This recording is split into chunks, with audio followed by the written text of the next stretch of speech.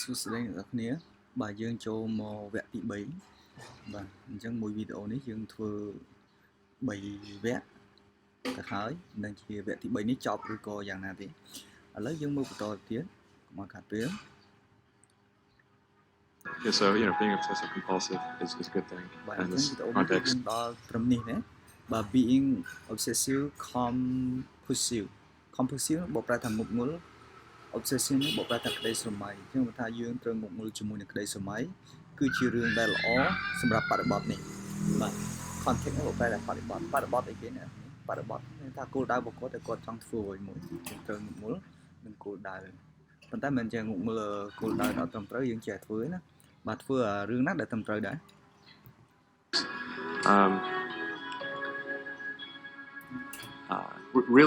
really liking what you do, whatever area that you get into, given that even if you're the best, there's always a chance of failure. So I think it's important that you really like whatever you're doing. If you don't like it, life is too short. បាទអញ្ចឹងនៅក្នុង clear នេះដែរអ្នកនរគ្នាគាត់និយាយមកប្រើមិញគាត់ចង់បង្ហាញថាយើងគួរតែធ្វើអ្វីដែលយើងចូលចិត្តបើសិនបើយើងមិនចូលចិត្តធ្វើទេមានន័យថាជីវិតយើងគឺខ្លីណាស់មានតែបើសិនបើយើងមិនចូលចិត្តជីវិតគឺខ្លីអញ្ចឹងយើងរកអ្វីដែលចូលចិត្តហើយព្យាយាមធ្វើវាបានសម្រេចទៅកុំចេះធ្វើនេះតិចធ្វើនោះតិចធ្វើនេះតិចធ្វើនោះតិចវាអត់ចម្រើនទេអ្នកនរគ្នាអញ្ចឹងយើងព្យាយាមរកអ្វីដែលយើងចូលចិត្តហើយយើងធ្វើវាអស់ពីសមត្ថភាពមានន័យថាទោះជាយើងធ្វើវាមិនជោគជ័យក៏យើងមានអារម្មណ៍មួយថាមិនអីដែរដោយសារយើងចូលចិត្តអ្វីដែលយើងធ្វើហ្នឹងI'd say and also if you like what you're doing, you think about it even when you're not working. I mean, it'll just it's បាទចឹងនៅក្នុងនេះគាត់ថាបើសិនបើយើងចូលចិត្តអ្វីដែលយើងធ្វើសូម្បីតែយើងអត់ពេលដែលយើងអត់ធ្វើការហ្នឹងក៏ខួរក្បាលរបស់យើង drown អូខេ drown មានថាគូបានគូនៅគំនិតយោបល់អ្វីដែលថ្មីបាទគូអ្វីដែលយើងចង់ធ្វើហ្នឹងណាគឺវានៅបន្តធ្វើការរហូតទោះបីជាយើងអត់ចង់ធ្វើក៏ដោយក៏នៅតែវាគិតធ្វើឲ្យយើងនឹកឃើញបាននៅគោលដៅរបស់យើងព្រោះថាអ្វីដែលយើងធ្វើហ្នឹងគឺជាគោលដៅមួយដែលយើងចូលចិត្តកាលណាតែចូលចិត្តហើយអ្នកនរគ្នាដូចក្មេងចូលចិត្តការ៉េមកាលណាតែអត់បានវាយំបាទវាយំទាតតែបានអញ្ចឹងបើធៀបជាមួយនឹងមនុស្សចាស់វិញមានថាគោលដៅរបស់យើងដែលយើងចង់ធ្វើអ្វីមួយហ្នឹងគឺយើងទោះជាយើងមិនបានធ្វើវាក៏យើងដេកនៅផ្ទះហ្នឹងគឺដេកសម័យនឹកឃើញតែចង់ធ្វើរឿងហ្នឹងតែម្ដងបាទដូចយើងស្រឡាញ់ស្រីម្នាក់អញ្ចឹងណាយើងអត់បាននារីម្នាក់ហ្នឹងយកមករៀបការជាមួយមួយថ្ងៃដេកតែសម័យបាទបើចាំដេកសម័យក៏ជិះកង់ជិះម៉ូតូកាត់មុខផ្ទះគេឃើញតែដំបូងផ្ទះក៏អស់ចិត្តដែរមែនទេបាទឥឡូវនេះគឺជាការទាយរបស់គាត់បាទអញ្ចឹងយើងមើលនៅក្នុងគេថា prediction force hyperlocked អូខេការទូទាយសម្រាប់អាផ្លូវក្រោមដីហ្នឹងបាទ intelligent people in Europe, USA and all over the world will travel from city to city, from country to country within a minute or hours without airplanes មានថានៅក្នុង10ឆ្នាំខាងមុខទៀតហ្នឹងមនុស្សនៅក្នុងប៉ៃអឺរ៉ុបសហរដ្ឋអាមេរិកហើយនិងទូទាំងពិភពលោកនឹងធ្វើដំណើរពីទីក្រុងមួយទៅទីក្រុងមួយពីប្រទេសមួយទៅប្រទេសមួយជាមួយនឹងរយៈពេលត្រឹមតែគិតជានាទីឬក៏ម៉ោងដោយគ្មានយន្តហោះយ៉ាងថាពីមុនយើងជិះដូចថាឆ្លងពីប្រទេសមួយទៅប្រទេសមួយគឺត្រូវការប្រើពេលមិនមែនគិតជាម៉ោងទេអាចគិតថាជាថ្ងៃណាគិតជាថ្ងៃហើយដល់ពេល Elon Musk គាត់ថា10ឆ្នាំទៀតគិតត្រឹមតែនាទីឬក៏ម៉ោងទេអូខេ1ម៉ោងឬក៏1នាទី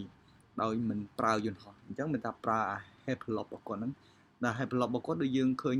នៅក្នុងរូបនោះបាទនេះបាទរូបឡានហើយខាងក្រោយនេះគឺដបូលឡានអ្នកនរគ្នាគឺវាលឹបចូលទៅក្នុងមិនថាឡានមកបើកចូលកន្លែងហ្នឹងទៅគឺវាបញ្ជូនឡានចូលទៅផ្លូវក្រោមដីហើយយើងចង់ទៅមានថាយើងចង់ទៅប្រទេសណាចង់ទៅទីក្រុងណាយើងជ្រើសរើស terminal លើខ្លួនឯងជ្រើសរើសស្ថានីយ៍លើខ្លួនឯងអញ្ចឹងយើងចូលកន្លែងស្ថានីយ៍ហ្នឹងទៅយើងដាក់ឡានយើងទៅវានឹងបញ្ជូនយើងទៅចូល hyperloop ខាងក្រោមដីហើយយើងនឹងទៅគោលដៅរបស់យើងអូខេអញ្ចឹងយើងមើលតទៅទៀតអ្នកទាំងគ្នា It's something that your mind is drawn to, and if you don't like it, you just really can't make it work, I think. Well, I think it's important to have a very បាទអ្នកទាំងអស់គ្នាមិញហ្នឹងយើងបានឃើញទេបាទផ្លូវក្រោមដីមិញដែលជាការគិតរបស់គាត់គឺបណ្ដាញបាទពេញដីតែម្ដងបាទផ្លូវក្រោមដីឧទាហរណ៍ថាធ្វើផ្លូវក្រោមដីអញ្ចឹងអាចនឹងមានទឹកលិចទេអាចនឹងដូចថាគៀដែលនៅខាងលើនឹងអាចស្រុតទេបាទប៉ុន្តែបើគេធ្វើផ្លូវក្រោមដីក៏មិនប្រកាសថាគេធ្វើនៅខាងក្រោមអគារដែរមែនទេគេអាចធ្វើនៅលើផ្លូវនេះនៅលើផ្លូវនេះអ្នកនរគ្នាគាត់ថានៅខាងនេះបាទគេធ្វើលើផ្លូវឃើញទេអ្នកនរគ្នានេះឃើញទេនេះខ្ញុំយក cursor កុំព្យូទ័រដាក់ហ្នឹងឃើញអត់ឡានពណ៌ខ្មៅមួយនេះចូលទៅកន្លែងហ្នឹងទៅហើយវាទាញចូលទៅក្រោមនៅផ្លូវកំដីហើយវាទៅបាទអញ្ចឹងគាត់បានកំណត់នីតិឲ្យស្រេចណាពី San Francisco ទៅ Los Angeles 20នាទីបាទ40នាទីពី London ទៅ Edinburgh ហើយ5នាទីពី Helsinki ទៅ Tallinn បាទខ្ញុំអត់ស្គាល់ទេមិនដឹងនិយាយពីចម្ងាយពីនឹងទៅនឹងមិនដឹងជាប្រើប្រហែលនាទីឬក៏ប្រហែលគីឡូដីទេប៉ុន្តែគាត់ថា10នាទីនេះគឺដូចជាតិចមែនតើ5នាទីបាទគឺលឿនអ្នកនរគ្នាមិនយឺតណាស់ទេបាទ to apply critical thinking to this may sound trite but to apply critical thinking to what one is doing បាទអ្វីដែលគាត់និយាយទៀតហ្នឹងបាត់យើងធ្វើយ៉ាងម៉េចប៉ុន្តែមានមតិរិះគន់ច្រើនអ្នកនរគ្នាបាទគាត់និយាយថាយើងត្រូវតែគិតអំពីមតិរិះគន់ផងគំនិតរបស់យើងគឺមានប៉ុន្តែយើងធ្វើម៉េចយើងត្រូវអ្វីដែលឆ្លើយឲ្យសមស្របជាមួយនឹង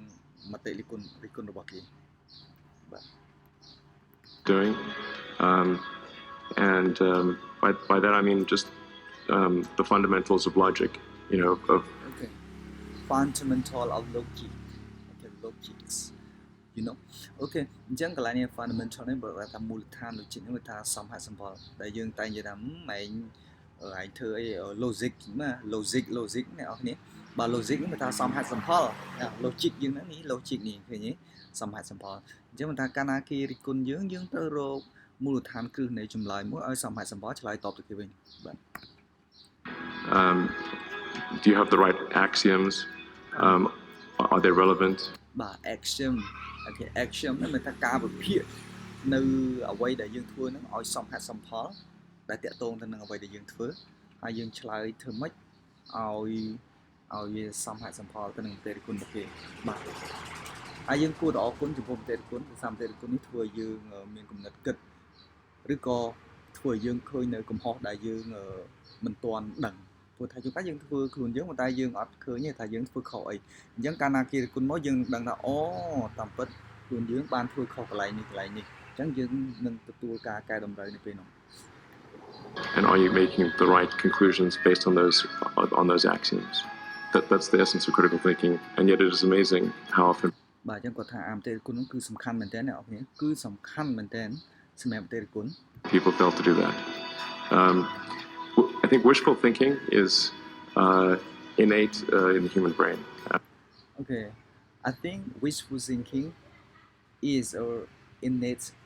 in the human brain okay brain មានថាគំនិតដែលជាកតិបណ្ឌិតហ្នឹងគឺវាស្ថិតនៅក្នុងខួរក្បាលរបស់មនុស្សបាទកូនមេផ្លុំមកចេញប៉ាពងវល់ហើយមកប៉ាជួយធ្វើឲ្យចាំកូនទៅលឿន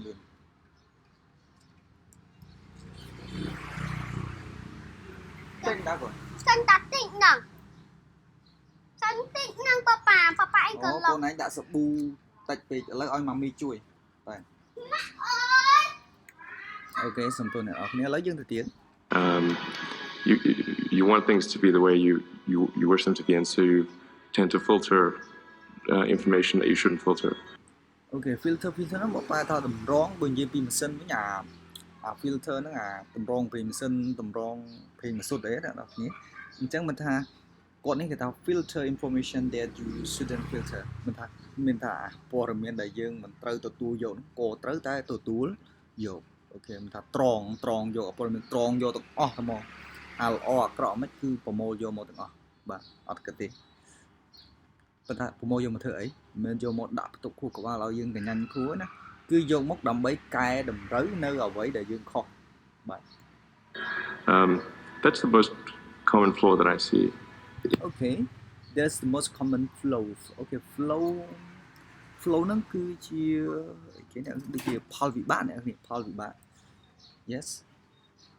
let me see I think flow is ផលវិបាក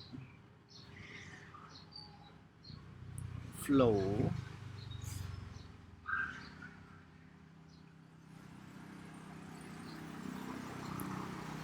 yeah កំហុសបាទវាគឺជាកំហុសដែលគេពេញនិយមកំហុសដែលពេញនិយមដែលយើងតែទៅជួបមានថាកាលណាតាធ្វើអ្វីដែលថ្មីវាធម្មតាគឺតែមានកំហុស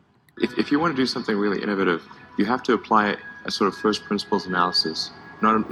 and don't. អូខេប៉ុន្តែបើយើងសិនតែយើងចង់ធ្វើអ្វីដែលថ្មីអ្វីដែលយើងគួរតម្រូវគិតហ្នឹងដែលសំខាន់ដែលស្នូលហ្នឹងគឺ analysis មានថាវិភាគបើវិភាគឲ្យលម្អិតអ្នកទាំងអស់គ្នាវិភាគឲ្យលម្អិតនៅអ្វីដែលថ្មីមិនមែនយកគំរូពីណាពីណីមកទេគឺព្យាយាមរកអ្វីដែលថ្មីបំផុតថ្មីបាទគឺថ្មីបាទថ្មីចាស់មក original ស្អីបាទដូចជាវណ្ណដាអ្នកចម្រៀងល្បីហ្នឹងអ្នកទាំងអស់គ្នាគឺគាត់យ៉ាងម៉េចកាលណាតែគាត់ផលិតបទចម្រៀងមកថ្មីគឺអ្នកគាំទ្រក៏អ្នកស្ដាប់ហ្នឹងគឺគេចូលចិត្តស្ដាប់គេចូលចិត្តមើលនៅអ្វីដែលថ្មីអញ្ចឹងយើងអ្នកដែលជាផលិតជាអ្នកដែលផលិតដូចជាគ្រឿងចក្រឬក៏ស្វែងរកអ្វីផ្សេងហ្នឹងគឺយើងគួរតែធ្វើអ្វីដែលថ្មីដែរកុំឲ្យចម្លងពីគេពេកណាបាទ Don't reason by analogy. Analogies. Okay, don't reason by analogy. បាទ analogy នេះបកប្រែថាស្រដៀងអូខេស្រដៀងអ្វីដែលស្រដៀងអញ្ចឹងកុំមានហេតុផលដោយពាក្យថាស្រដៀងអូខេដោយស្រដៀងបាទស្រដៀងអញ្ចឹងមានថាពាក្យអាស្រដៀងហ្នឹងមានថាពីមុនមកគឺមានហើយបើយើងធ្វើអាស្រដៀងអាដូចមុនអាស្រដៀងមុន or referencing the past. នេះណែ referencing the past មានថាយើងនិយាយអ្វីដែលពីមុនអូខេកាលណាអាស្រដៀងមានអ្វីពីមុន So first principles means you look at the most fundamental truths in a particular arena. And the things that really are almost indisputably correct. Okay. បើអញ្ចឹងអ្វីដែលលោតឲ្យមកនេះអ្នកនរគ្នា all the prediction មានថាការទូទាយទាំងអស់របស់ Elon Musk អ្នកនរគ្នាគឺមាន4ណូបើមិនមែនមានតែ3ទេគឺមាន4 Okay, one most of the car fully automated in our street with 5,000 kilometers per 1 charge អញ្ចឹងមកថាបញ្ចូលម្ដងគឺយើងអាចធ្វើដំណើរបាន 5,000 គីឡូម៉ែត្រនៅលើវិថីដោយអូតូដោយឡានអូតូបាទភាគច្រើនគឺឡានអូតូនៅលើដងវិថីហើយបញ្ចូលម្ដងគឺជិះបាន 5,000 គីឡូម៉ែត្របាទការខ្ញុំជិះយន្តហោះទៅកូរ៉េគឺដូចជា 5,400 គីឡូម៉ែត្រអ្នកទាំងអស់គ្នាអញ្ចឹងមិនថាបញ្ចូលម្ដងជិះទៅដល់កូរ៉េហ្មងពីខ្មែរទៅដល់កូរ៉េអ្នកទាំងគ្នាមិនធម្មតាទេបាទហោះទី2 new eras of transportation with hyperloop អូខេមានថា era នេះសម័យអ្នកសម័យថ្មីនៃការធ្វើដំណើរជាមួយនឹងរថភ្លើងក្រំដី hyperloop មានថាផ្លូវក្រំដី hyperloop ដែលយើងឃើញមិញហ្នឹងអ្នកទាំងគ្នាបើឡានចូលទៅលើដងវិថីក្រឹបទាញចូលទៅខាងក្រោមដីចង់ទៅតំបន់ណាគឺយើងទៅតំបន់ហ្នឹងទៅបាទអាក្បាលខូចមកឆាឆៅទៅវិញប៉ាពុំរវល់ចេនាំអូនទៅលេងក្រោយវិញទៅលេងក្នុងមុខត្រជាក់មុខក្តៅអូខេ number 3 few successful mission on Mars បើថាជោគជ័យទី3បាទបេសកកម្មដែលជោគជ័យទី3នៅលើភពអង្គារnumber 4 symbiosis with artificial intelligence មានថាប្រាជ្ញាសិប្បនិម្មិតភាពវៃឆ្លាតសិប្បនិម្មិតសញ្ញានៃភាពវៃឆ្លាតនៃសិប្បនិម្មិតបាទ symbiosis អូខេ symbiosis បាទខ្ញុំអត់ដែលជួបដែរពីនឹងអ្នកនរគ្នាអញ្ចឹងយើងមើលអត់ទេ symbiosis អូខេមានថាជីវិតគេថាក្នុងនេះសហជីវិតសម្ព័ន្ធជីវិតបាទសហជីវិតបាទសហជីវិតនៅថាជីវិតរវាងភាវៈមានជីវិតហើយនឹង AI ដែលគាត់តែងតែនិយាយពាក្យថា AI នេះណា A ហើយនឹង I អញ្ចឹងសំបីតែនៅលើឡានរបស់គាត់ដែលជារថយន្តដែលឈ្មោះ Tesla ហ្នឹងក៏មានប្រព័ន្ធ AI នឹងដែរមានថា artificial intelligence មានថាប្រាជ្ញាសិប្បនិម្មិតអញ្ចឹងវាបូកជាមួយនឹងភាវៈរបស់យើងមានថាសហអន្តរមានថាសហជីវិតមានថាគេយកប្រព័ន្ធ AI ហ្នឹងបំពាក់ជាមួយនឹងភាវៈដែលមានជីវិតដូចបច្ចុប្បន្ននេះ Elon Musk គឺបំពាក់chip ប្រទេស chip នៅលើកុំព្យូទ័របាទនៅលើខួរក្បាល ជ្រូកនៅលើខួរក្បាលសត្វស្វាបាទគឺគាត់ពាក់អាហ្នឹងបាទ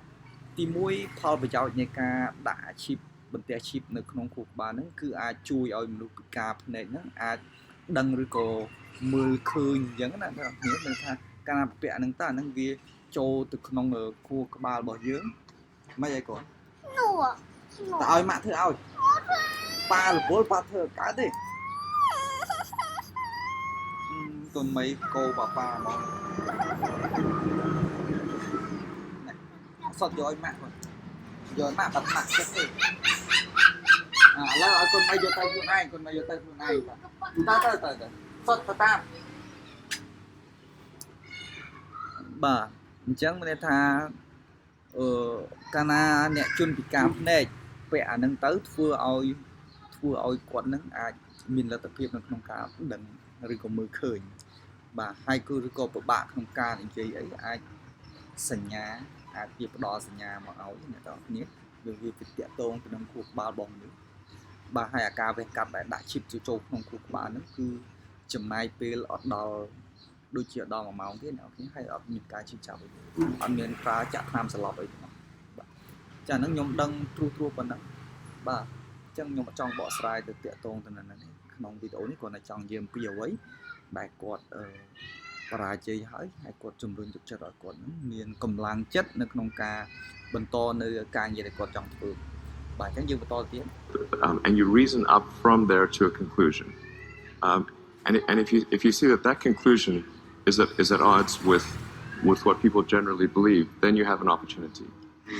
អូខេអញ្ចឹងសរុបមកអ្វីក៏ដោយនៅពេលដែលយើងធ្វើទៅហើយមនុស្សទូទៅហ្នឹងគឺមានភាពជឿជាក់នៅលើខ្លួនយើងអញ្ចឹងគឺមានឱកាសកាន់តែធំណាស់បងប្អូន You can't operate like that on all things because it takes too much mental horsepower. So most of your life you have to operate by reasoning by analogy. But if you really want to innovate, you must reason from first principles to identify the problem. The reason I came out to Stanford was actually to work on energy storage technologies for electric cars. That summer of '95, I was looking at the internet, and it seemed to me like the internet was going to have a big effect on humanity. So I thought, well, I can either work on electric vehicle technology and do my PhD. បាទកាលពីមុនគាត់ធ្លាប់រៀននៅក្នុងសាកលវិទ្យាល័យ Stanford ហើយបន្តមកទៀតគាត់ចេញមកគាត់បានដាក់ពាក្យធ្វើនៅនេះ electric vehicle technology បាទមានថាគាត់ដាក់ពាក្យធ្វើអាកន្លែងក្រុមហ៊ុនមួយដែលតាក់ទងទៅនឹងអ៊ីនធឺណិតហើយយ៉ាងម៉េចទៀត Stanford and watch the internet get built, or I could put my studies on hold and try to be part of the internet. បាទមានថាគាត់ពេលដែលគាត់រៀននៅក្នុង Stanford ហ្នឹងបាទគឺគាត់បានសូមគ្រូរបស់គាត់ហ្នឹងឆាកចេញពីសាកលវិទ្យាល័យហើយគាត់មក run business ហើយមានថាគាត់យកខ្លួនគាត់ហ្នឹងទៅធ្វើជាផ្នែកមួយនៃអ៊ីនធឺណិតបើសិនបើគាត់បរាជ័យគាត់នឹងចូលទៅរៀនវិញបាទនេះគឺជាពាក្យសម្ដីរបស់គាត់ឯងចឹង And at first I tried to get a job at Netscape because that was the only internet company, and they didn't respond to me. So then I was like, okay, if I can't get a job at the only internet company, then I better try starting something. But I talked to my professor and I said, look, I'm going to try starting a company. It's probably not going to succeed. And if it doesn't succeed, can I come back? And he said,